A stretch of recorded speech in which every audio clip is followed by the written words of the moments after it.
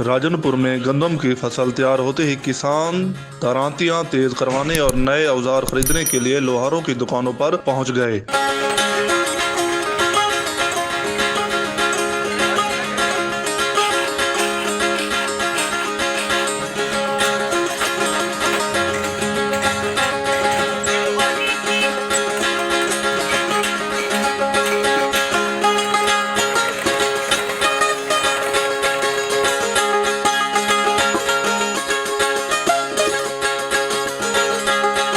दुकानदार कहते हैं कि राजनपुर में आज भी किसान अपनी तैयार फसलें दरांती से कटाई करते हैं।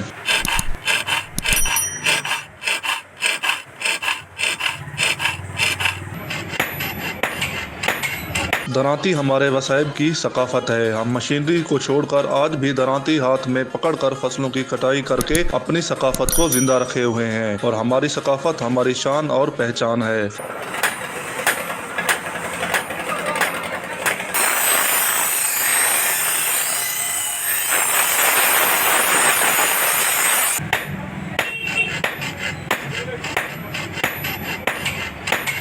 हमेशा जिंदा कौमें आज भी अपनी सकाफत को जिंदा रखकर मिसाल कायम किए हुए हैं। कैमरा टीम के साथ अमानुल्लाह सोलंकी, राजनपुर।